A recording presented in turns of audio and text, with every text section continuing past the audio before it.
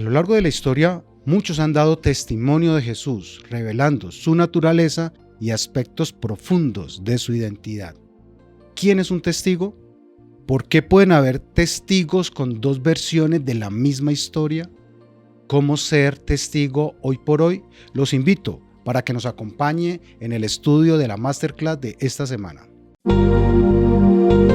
Queremos darte la bienvenida al espacio donde profundizamos en los misterios y enseñanzas de la Biblia. Cada semana exploraremos pasajes clave, analizaremos su contexto histórico y descubriremos su relevancia en nuestra vida cotidiana. Únete a nosotros en este viaje de fe y conocimiento. Bienvenidos a Masterclass.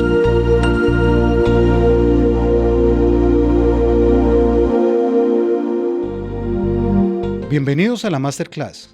Es un gusto estar con ustedes cada semana, estudiando las verdades bíblicas. Gracias por sus comentarios y todas las preguntas que nos hacen en la caja. El tema de hoy es testimonios acerca de Jesús. Estamos en la serie del Evangelio de Juan y hemos venido estudiando verdades que nos dejó escrita con mucho amor, un evangelismo pragmático y sobre todo hoy vamos a ver cómo podemos replicar los testimonios que quedaron ahí plasmados. Le damos la bienvenida al pastor Argenil, que está aquí en estudio, y al profesor Mario, que nos acompaña vía remota. Para iniciar, vamos a leer Juan 3:25, donde encontramos una historia que es bien interesante. Entonces se produjo una discusión entre los discípulos de Juan y algunos judíos acerca de la purificación. Y vinieron a Juan y le dijeron: Rabí, el que estaba contigo al otro lado del Jordán, de quien tú diste testimonio, él también bautiza y todos van a él. Pastor, con el cordial saludo, ¿cómo le parece esta situación que se estaba presentando aquí entre discípulos? Haciendo una lista de los testigos está Juan el Bautista, que sabía a ciencia cierta para qué Dios lo había llamado. Y estaba haciendo su labor, su trabajo, con gran éxito en el río Jordán. Mucha gente venía a él y bautizaba y tenía discípulos. Pero ahora él, iluminado por el Espíritu Santo, vio que Jesús venía acercándose y de una vez dijo: he aquí, le dijo a la multitud y a sus discípulos, he aquí el Cordero de Dios que quita el pecado del mundo. Todo el mundo giró para ver de quién hacía referencia y vieron a Jesús que venía para pedirle a Juan que lo bautizara.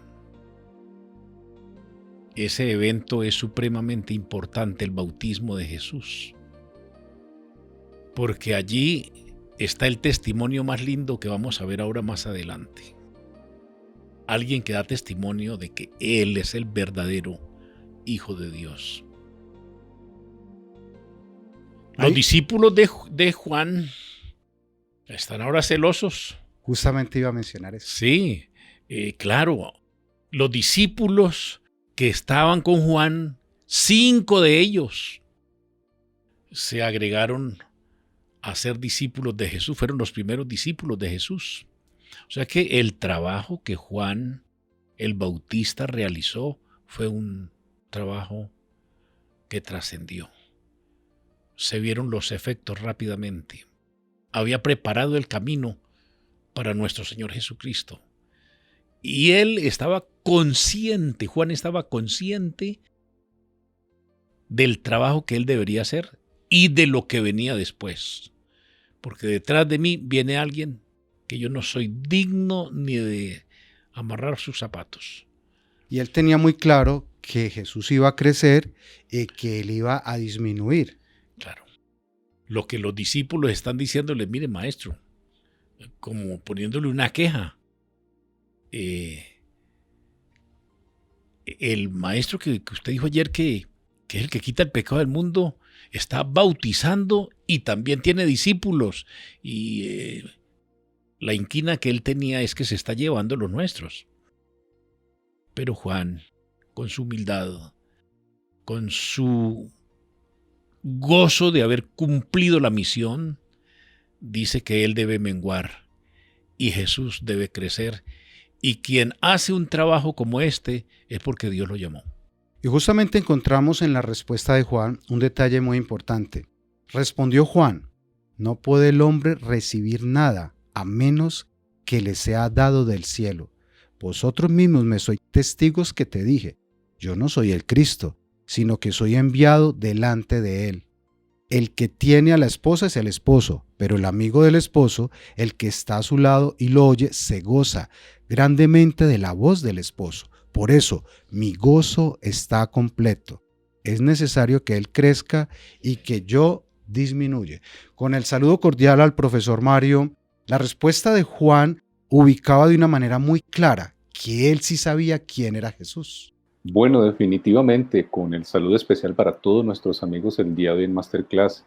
Pues amigos, claramente la intención comunicativa del autor es presentar que Juan el Bautista estaba claro respecto a su misión. Juan el Bautista conocía de hecho los manuscritos que probablemente profetizaban su aparición. Recordemos que aquí estamos en el Nuevo Testamento viendo una interpretación práctica de lo que son los eventos o las anunciaciones del Antiguo Testamento.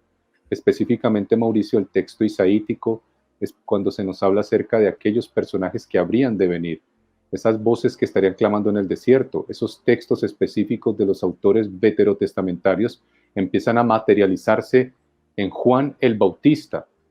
Y Juan el Bautista tiene esa claridad de que él es el allanador, el que va a arreglar la pista de aterrizaje, si se permite la metáfora, del verdadero Mesías que viene a hacer lo que corresponde.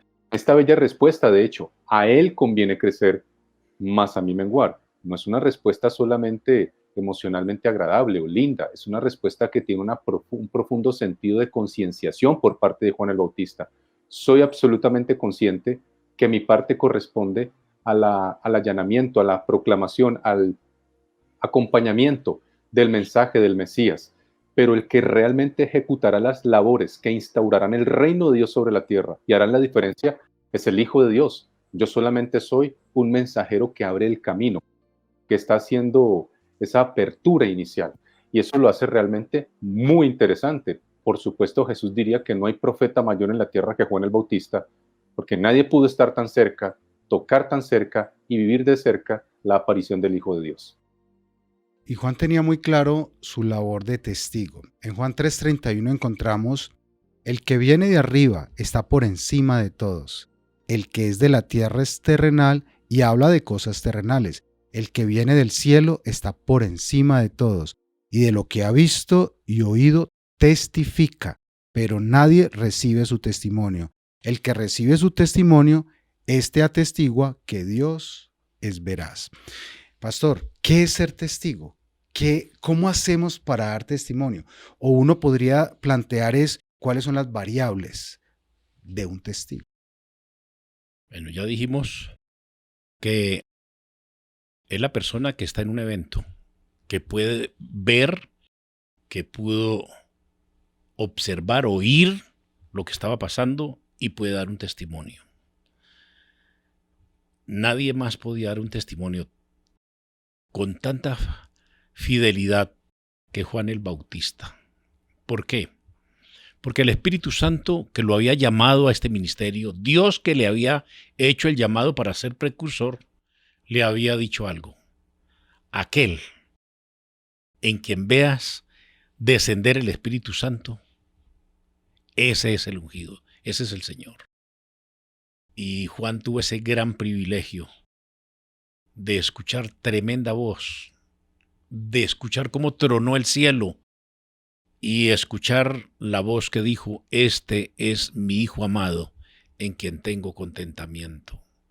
Y no solamente escuchó la voz, sino que vio lo que vio la multitud que estaba en el río, alrededor del río Jordán. Vieron descender el Espíritu Santo en forma corporal como paloma y posó sobre Jesús. Así que el corazón de Juan fue lleno del Espíritu Santo también para ser un testigo presencial. Y él lo podía decir a viva voz. Yo vi, no fue que me contaron, es que yo lo vi, que él es el Hijo de Dios. Muy bien. Profesor Mario, encontramos que para dar testimonio hay que ser un testigo, pero vamos a ver que el testimonio puede variar dependiendo de la persona. Entonces la pregunta sería, ¿por qué podemos encontrar dos versiones de la misma historia cuando el testigo vieron lo mismo? Bueno, mi apreciado Mauricio, sucede que en el sistema jurídico legal, que incluso nosotros heredamos del sistema romano, básicamente los diferentes discursos o pruebas testimoniales no necesariamente son iguales. El enfoque se encontraba en la versión más cercana a lo que se considerara lo fidedigno o lo real. No se trata de una cercanía matemática específica cuantificable de manera perfecta. De hecho, nosotros podemos hacer el mismo ejercicio, ponemos a 4 personas desde diferentes 4 ángulos, observar un mismo accidente de tránsito y eventualmente los 4 tendrán diferentes puntos de vista. Es en la reconstrucción de los hechos donde encontramos los principios básicos o iniciales o fundamentales sobre los cuales podemos tomar una decisión sobre lo que se está observando. Lo curioso que tenemos nosotros en el Nuevo Testamento es que tenemos 4 diferentes visiones, que son las visiones de Marcos, Mateos, Lucas y Juan. Básicamente ellos están observando los entornos. Así que nosotros nos podemos dar cuenta que desde la perspectiva que cada uno lo observa, pues obviamente desde los registros memorísticos, desde las percepciones sociales, desde los elementos circunstanciales que son retomados, pues eventualmente posturas particulares que parecieran divergencias, pero no necesariamente son contradicciones. Son observaciones particulares y propias de lo que se llama el sistema histórico-legal, desde el cual observamos, miramos y ponchamos, si se quiere, la cámara para observar qué es lo que está viendo cada uno de los observadores y testigos y sobre qué elemento fundamental o primario es que está tomando la decisión o la determinación. Un testigo puede acordarse que una persona atacante de una víctima tenía una camiseta color naranja. El otro puede asegurar que era realmente un color amarillo y un tercero decía que no era amarillo, que lo que observó es que la camiseta tenía un color azul. Eventualmente podemos llegar a la conclusión que quizás los 3 tienen la razón, porque dependiendo del ángulo, la observación y la capacidad visual de cada uno, se están haciendo reconstrucciones de hechos desde la perspectiva falible del pensamiento humano. Algo así pasa también con los evangelios y pasa también con la visión que nosotros miramos, que nos presenta, por supuesto, aquí el tema de los testimonios. Pero a partir de lo que nos estabas diciendo, podríamos decir que nosotros vamos a ser testigos a partir de lo que creemos, valoramos o nuestra cosmovisión. O sea, lo que percibimos es lo que terminamos entregando. Era lo que nos estaba planteando. Básicamente, nosotros debemos entender que un testigo también tendrá su calidad dependiendo cuál es su sistema de creencias. Voy a poner un ejemplo muy sencillo. Nosotros en Occidente miramos el dragón desde una perspectiva negativa. Decimos que el dragón es un símbolo del mal. De hecho, en el cristianismo clásico occidental, desde las escrituras asumimos el dragón como un símbolo del enemigo. Pero cuando nosotros vamos a Oriente Lejano, específicamente hacia la Indochina o China o los países orientales, el dragón es el símbolo del poder, incluso de su más importante divinidad, del bien, de la liberación. Así que va a depender mucho del contexto del sistema de creencias. Yendo al tema del cristianismo, nosotros tenemos una propuesta bíblica para constituir desde lo que la palabra de Dios nos enseña a tener un nuevo sistema de creencias basado en la revelación que Dios nos da a través del Espíritu Santo y obviamente del escritor bíblico, de la intención narrativa del escritor. Desde allí necesitamos tener un mejoramiento de nuestro sistema de creencias, de tal manera que cuando nosotros seamos testigos de lo que Dios quiera que digamos, pues muchas de nuestras creencias, postulados o percepciones culturales puedan estar afectadas positivamente por la enseñanza de las Sagradas Escrituras, sin que ello destruya mi idiosincrasia, pero sí me enseña que hay sistemas de creencias y culturas, especialmente espirituales y religiosas, si asumimos el cristianismo como una religión verdadera, que son mejores que otras que podemos traer por tradición. Entonces, eventualmente sí podemos ser mejores testigos en tanto tengamos un mejoramiento de nuestro sistema de creencias. Pastor, en Juan capítulo 6 vamos a encontrar una historia bien larga. Probablemente sea uno de los capítulos con más versículos del libro. Y Juan 6 comienza con la alimentación de los 5,000, que es un milagro ante la muchedumbre, es un milagro gigante, pero resulta que justamente después de esa manifestación del poder de Dios se dieron distintas interpretaciones. Y quiero ponerle una de ellas. Juan 6:51. Yo soy el pan vivo que descendió del cielo. Si alguien come de este pan, vivirá para siempre. Y el pan que yo daré es mi carne, la cual yo daré por la vida del mundo. Entonces los judíos discutían entre sí, diciendo, ¿cómo puede éste darnos a comer su carne? Sí, en ese viaje del que se da el capítulo 6, que es de Tiberias hacia Capernaum, se da esta historia y ya la hemos estudiado en un estudio anterior, ¿cierto? Pero como inconclusa.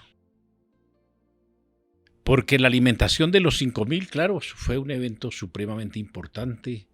El recoger 12 cestas que sobraron y, en fin, todo lo que sucedió en esta historia. Pero ahora el Señor llega a lo real, a lo que Él quería llevar a la gente. Diciéndoles, mira, yo soy el pan de vida. Yo soy el pan vivo que descendió del cielo. Ahora, hablando de los testigos, hay testigos que son muy positivos, pero otros rechazan. Y en la historia, uno de esos testigos dijeron, ¿cómo nos puede dar a comer su carne? Que Él es el pan y que nos lo vamos a comer. Y ahí comenzó la gente a burlarse algunos y a decirle que era caníbal y estaba invitando al canibalismo. Es más, al comienzo de la era cristiana, a los discípulos los titularon así: caníbales, que se comen su maestro, se van a comer el Cristo de ellos. Y le están enseñando a la gente que hay que comer la carne y la sangre del Salvador de ellos, canibalismo. Eran testigos, ¿no?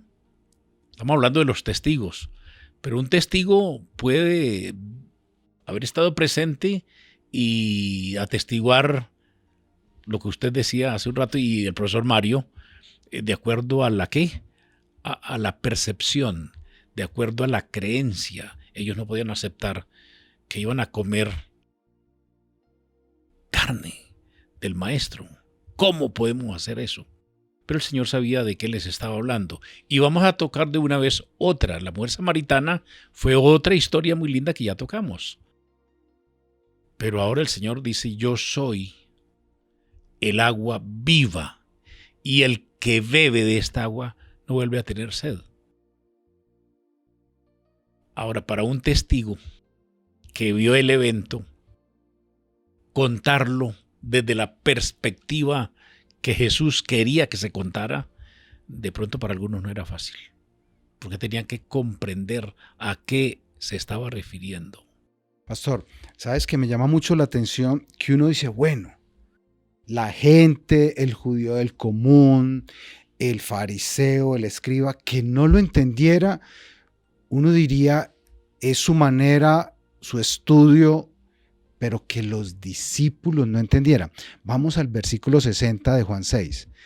Al oír esto, muchos de sus discípulos dijeron, dura es esta palabra, ¿quién la puede oír? Sabiendo Jesús en sí mismo que sus discípulos murmuraban, de esto les dijo, esto os escandaliza. Y aquí ya venimos, es al círculo más cercano de Jesús que tampoco entendían. Sí, no, y es que, claro, el Señor está hablando simbólicamente, que ellos lo tomaban literalmente. Y tomarlo literal era llevarlo al canibalismo. Pero el Señor estaba hablando realmente que Él es el pan verdadero. Muchos me siguen por el pan terrenal, era lo que el Señor quería decirles a esta multitud, a la gran multitud mixta. Ustedes me están siguiendo por los panes y los peces, pero ahora cuando le está diciendo yo soy el pan vivo que descendió del cielo y el que come de mí tendrá vida eterna. Estaba hablando simbólicamente y ojalá ellos hubieran podido captar el mensaje porque es muy hermoso. Para nosotros, hoy, al leer la historia, sabemos de qué se trata y de la institución de la Cena del Señor, el significado que tiene el pan y el vino y, en fin, el nuevo pacto hecho con la iglesia cristiana primitiva. Pero para algunos era difícil entenderlo. ¿Cómo es eso que va a destruir el templo y en 3 días lo va a volver a construir? Ellos tampoco entendieron esa parábola. Pero quienes estaban escudriñando la Biblia, como lo vamos a ver ahora más adelante, es que el que escudriña las Sagradas Escrituras puede percibirlo más fácilmente. Y justamente en Juan 5:36 dice, pero yo tengo un testimonio mayor que el de Juan. Las obras que el Padre me dio para que cumpliera, las mismas obras que yo hago, dan testimonio de mí, de que el Padre me ha enviado. También el Padre que me envió ha dado testimonio de mí. Nunca habéis oído su voz, ni habéis visto su aspecto, ni tenéis su palabra morando en vosotros, porque no creéis a quien él envió. Escudriñad las Escrituras, porque a vosotros os parece que en ellas tenéis la vida eterna, y ellas son las que dan testimonio de Dios. Profesor Mario, ¿por qué es importante escudriñar las Escrituras y por qué nos hace testigos? Bueno, básicamente el texto no está diciendo en principio escudriñar. Es probable que podamos utilizar el imperativo en griego, pero hay otra alternativa cuando traducimos esta expresión y es escudriñáis.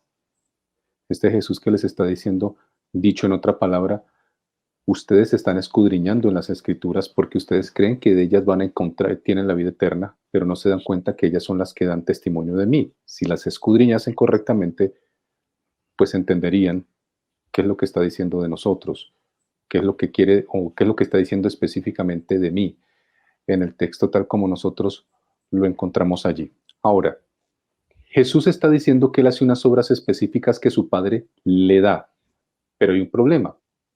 El sistema de creencias que tienen ellos, en su mayoría, proviene del constructo que el judaísmo clásico de Sanedrín ha hecho a través del sistema sinagogal en las personas. Así que hay una dificultad conceptual. Jesús tiene una agenda demasiado amplia para que ellos la puedan digerir de manera más sencilla. Así que Jesús va a tener que utilizar otras metodologías. De hecho, en el texto anterior que acabamos de leer en Juan 6, previamente tocado con el pastor Argenil y contigo, Mauricio, el texto dice claramente que desde aquel entonces muchos que le seguían le abandonaron. ¿Por qué? Porque para ellos era muy difícil entender que Jesús se adueñara, se apersonara de figuras de la Torá hebrea, de Moshe, que era el pan que descendía del cielo, y el Jesús que era la carne que podía proveer esa alimentación. Porque eventualmente algunos lo entendieron bien, solo que les mortificaba en su sistema de creencias. Allí tenemos otro problema, o que quizás también nos llama la atención. ¿Cuántos de nosotros tenemos dificultades conceptuales porque somos férreos, psicorrígidos y no queremos hacer cambios a la manera como pensamos? Pensamos que existe una exclusiva, única y manifiesta forma de interpretar un texto y nos caen mal quienes nos quieren decir algo diferente. Jesús en el primer siglo de la era cristiana, mira qué ironía, Mauricio y Pastor Argenil, fue víctima de los teólogos recalcitrantes y férreos más tercos y oxidados que tuerca oxidada, que no querían girar para ninguna parte. Su teología era como ellos querían que funcionase, no como se les revelase. Hay una frase muy importante para ello, una palabra que es neuroplasticidad. Si bien es cierto, tiene aplicación en la neurobiología, también tiene aplicación a la conducta humana. Los seres humanos, respecto a las revelaciones de Dios, necesitamos ser humildes, sometidos, pero también neuroplásticos, neuroflexibles, para que podamos darle laxitud a esas revelaciones particulares que Dios tiene para nosotros y podamos ser operativos correctamente, sobre todo en el cumplimiento de la misión. Jesús sufrió la dificultad de aquellos que consideraban que solo existe una sola vía, inalterable, absolutista, teológicamente correcta, intocable, de interpretar la textualidad hebraica. Y Jesús dice, qué pena, yo la reinterpreto, permanezcan conmigo, conocerán el reino de Dios. ¿Qué tienen las escrituras que nos permiten hoy ser testigos? Tienen la historia más sublime que jamás se haya escrito en este mundo acerca de Jesús. Cuando uno escudriña las escrituras, puede darse cuenta que el Mesías ya vino, que vino a dar su vida por nosotros en la cruz del Calvario, que los testigos que se mencionaron en este estudio son supremamente importantes. Y yo quiero hacer referencia a uno que sobresale en todos los testigos, y ese es el testimonio del Padre. 3 de los discípulos que habían dejado a Juan y se vinieron para seguir al Maestro fueron llevados a un monte para ir a orar. Y está registrado en San Mateo, el capítulo 17. El Señor tomó a Pedro, a Jacobo y a Juan, su hermano, y lo llevó aparte a un monte alto. Y allí se transfiguró. Y luego en la transfiguración, que ya los que estudian la Biblia, los que estudiamos la Biblia, sabemos la historia, pero quiero referirme a esto. El versículo 5 dice, mientras él aún hablaba, una nube de luz los cubrió, y he aquí una voz que desde la nube decía, este es mi Hijo amado, en quien tengo complacencia. A él oíd. El testimonio del Padre es uno de los testigos más grandes que Jesús es el Hijo de Dios. Fue en la ocasión del bautismo, que ya lo mencionamos, que repitió las mismas palabras, pero ahora en el monte de la transfiguración, nuevamente el Padre da a conocer que Él es su Hijo. Este es mi Hijo amado, en quien tengo contentamiento. Y a Él oíd.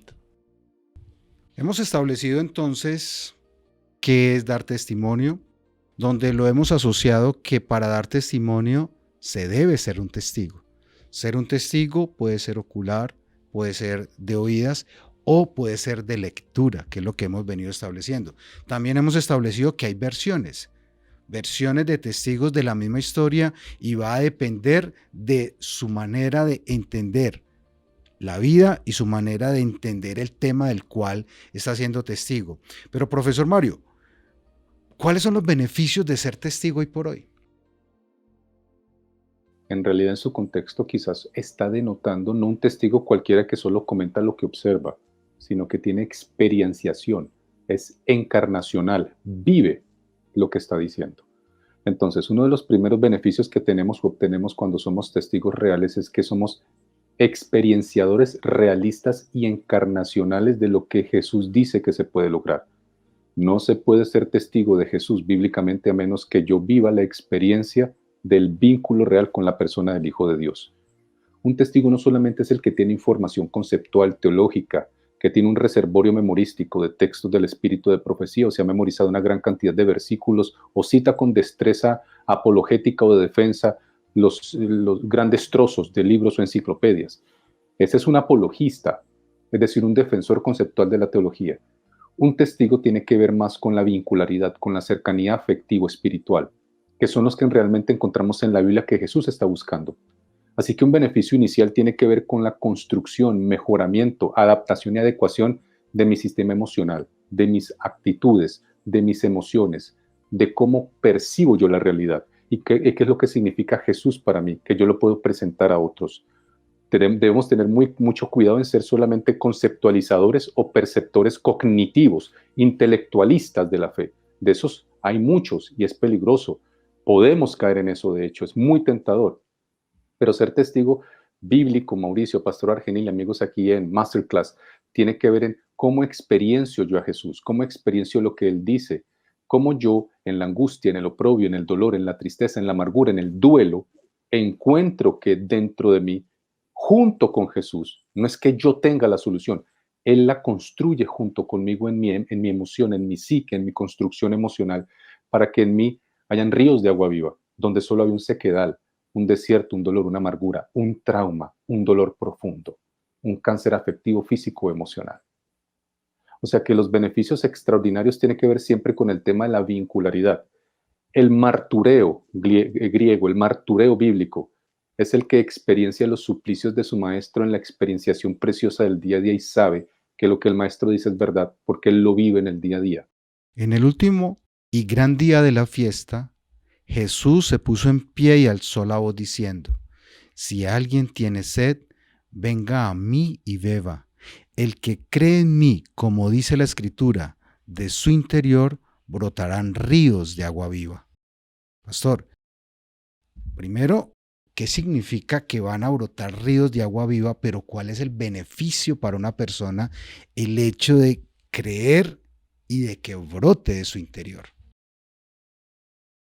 Ese es un relacionamiento cercano con el maestro. Cuando una persona no solamente acepta la Biblia y el Evangelio, sino que, como lo decía el profe Mario, tiene una vivencia espiritual. Entonces esa persona ama al Señor, el amor está en él. Cuando una persona ama a Jesús de todo corazón, entonces comienzan a brotar esos ríos de agua pura. Su comportamiento, su manera de hablar, su manera de vivir, es un manantial que refresca, que comparte, que ama y que quiere la salvación de otros. Los maestros de Israel eran esclavos del formalismo. Los fariseos y los saduceos estaban en constante contienda. Dejar a Jesús era caer entre los que se aferraban a ritos y ceremonias y entre hombres ambiciosos que buscaban su propia gloria. Los discípulos habían encontrado más paz y gozo desde que habían aceptado a Cristo que en toda su vida anterior. Hemos llegado al final de la Masterclass. Esperamos que sea de gran gozo para su vida y de una gran aplicación y de crecimiento espiritual. No olviden su cita semanal aquí en la Masterclass. Hasta la próxima.